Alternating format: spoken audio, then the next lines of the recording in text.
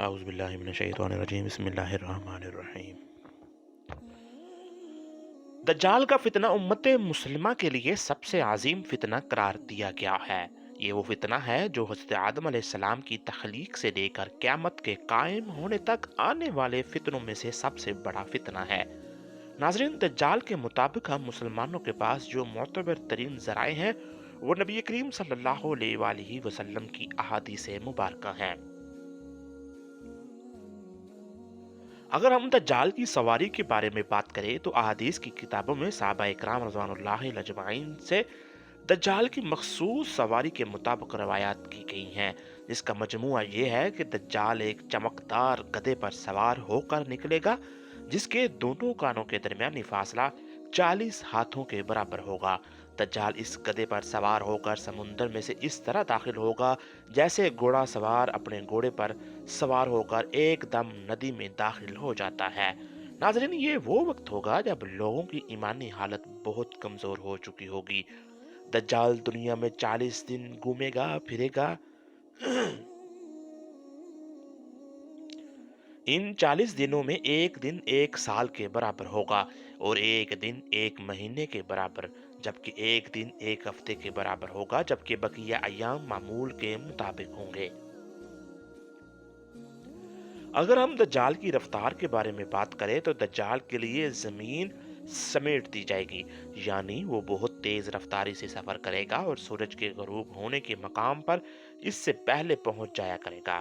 زمین سمندر کے پانی اس کے ٹخنوں تک پہنچ جائے گا۔ دجال کے پاس 70,000 کی فوج ہوگی جس کے اوپر سبز رنگ کی چادریں ہوں گی، یہاں تک کہ وہ ابول مراق کے ٹیلے پر آ کر ٹھہر جائیں گے۔ ناظرین، پھر وہ ایسی بلند آواز دے کر سب کو بلائے گا کہ اس کو زمین و آسمان کے درمیان ساری مخلوق سن لے گی۔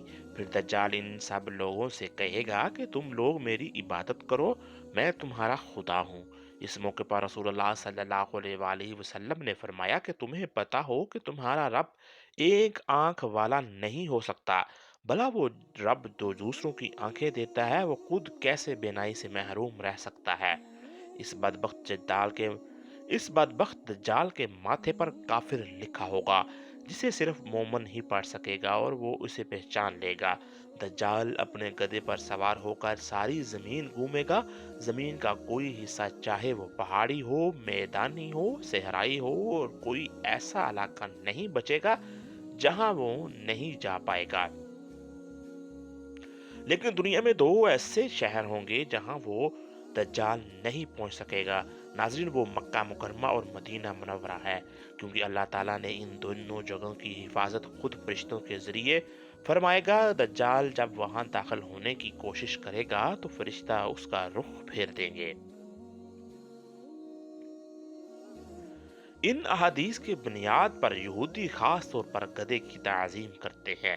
وہ اپنے خفیہ عبادتوں میں گدھے کو ضرور شامل کرتے ہیں۔ بعض لوگوں کا یہ دعویٰ ہے کہ عبادت کے دن خفیہ طور پر یہودی ایک گدھے کو اٹھا کر بیت المقدس میں لے جاتے ہیں، جہاں مختلف رسم و رواج کے مطابق اس گدھے کو سجایا جاتا ہے۔ ناظرین، یہ تمام کی تمام باتیں اس جانب اشارہ کرتی ہیں کہ خروج دجال کا وقت اب زیادہ دور نہیں ہے۔